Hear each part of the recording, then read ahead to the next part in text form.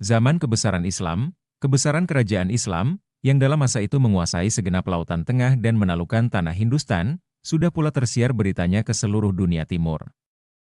Dari kerajaan besar yang kuat-kuat dan kuasa itulah datangnya kaum saudagar dan orang-orang pelajaran, yang tersebut di dalam karangan bangsa barat sebagai pembawa Islam kemari. Nyatalah lain macamnya orang-orang itu daripada bangsa-bangsa yang datang kemudian.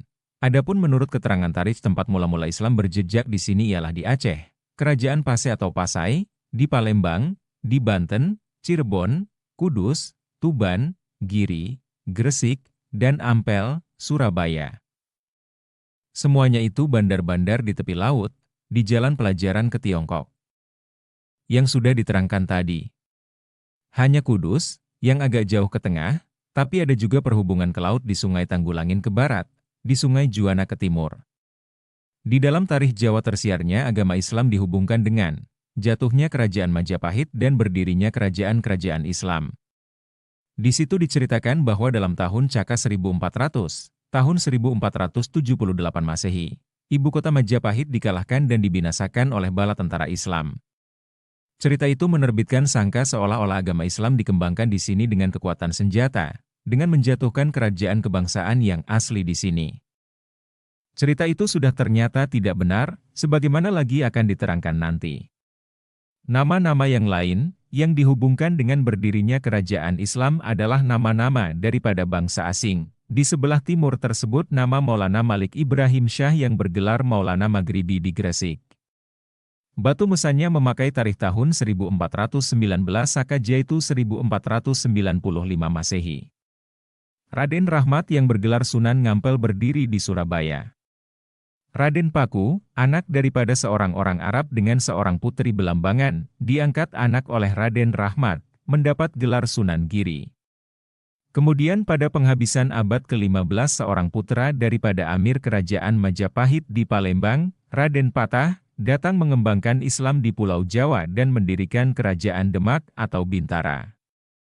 Ia inilah konon yang mengalahkan Kerajaan Majapahit dalam tahun 1478 seperti tersebut tadi. Di Jawa Barat agama Islam dikembangkan oleh Maulana Ibrahim B. Maulana Serail, Amir Kerajaan Demak di Cirebon.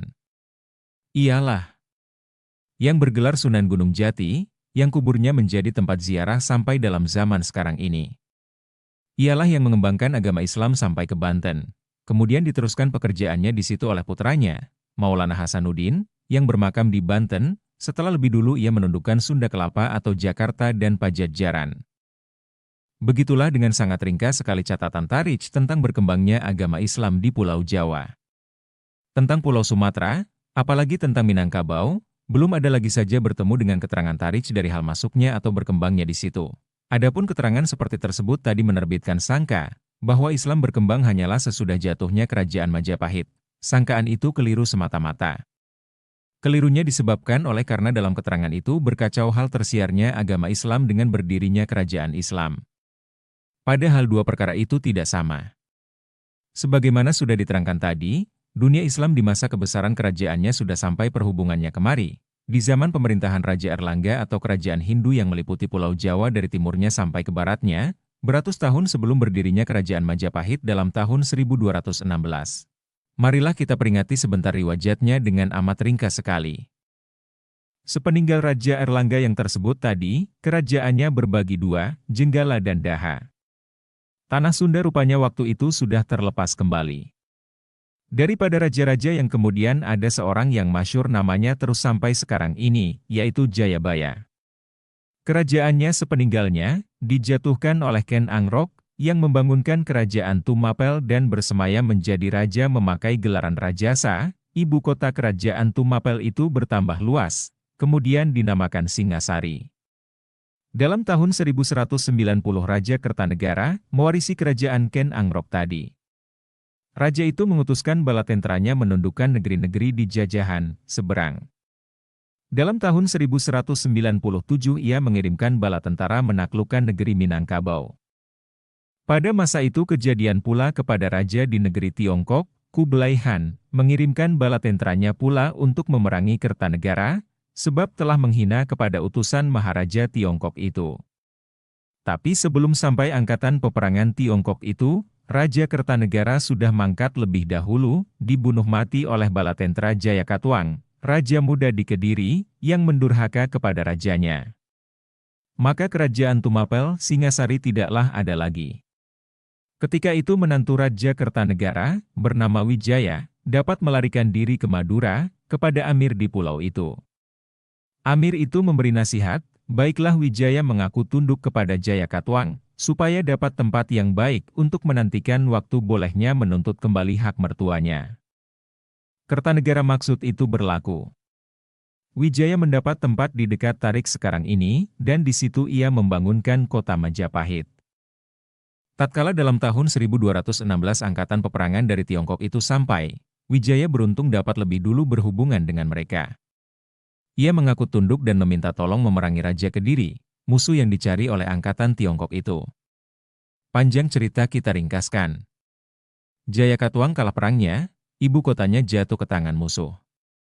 Lalu sesudah kalah musuh di dalam negeri dengan tolongan tentara asing itu, Wijaya berbalik menyerang angkatan Tiongkok itu, dapat dihalaukannya keluar. Maka tinggallah ia berkuasa sendiri dalam kerajaan.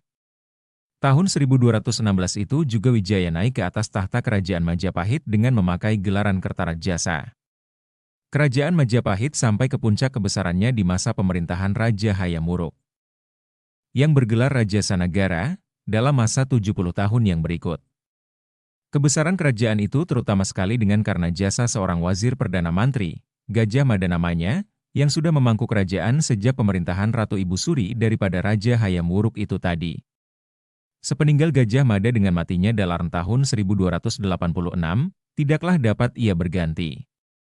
Semenjak itu tidaklah kerajaan Majapahit dapat melebihi kebesarannya yang sudah-sudah, tidak pun dapat mempertahankannya. Kerajaan itu, yang daerahnya meliputi sebagian besar daripada kepulauan kita ini, terpecah-pecah dan akhirnya penghabisan Raja Majapahit yang ada tersebut dalam Pararaton diberitakan mangkatnya dalam keratonnya pada tahun 1400.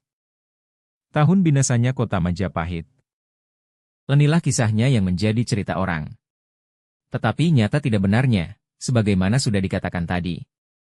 Dalam pemeriksaan ahli tarikh ada buktinya bahwa sampai tahun 1463 Caka, 63 tahun kemudian, masih ada jejak daripada kota Majapahit itu.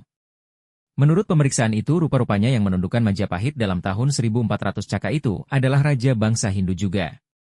Sesudah dikalahkannya Majapahit, dipindahkannya ibu kota kerajaan itu. Maka tinggallah kota Majapahit, berhenti menjadi ibu kota kerajaan. Dengan dipindahnya istana dan segala orang besar-besar dan pegawai kerajaan, tentulah negeri itu tidak dapat lagi menghidupi kaum penduduknya. Maka lama-kelamaan pindahlah mereka dari situ.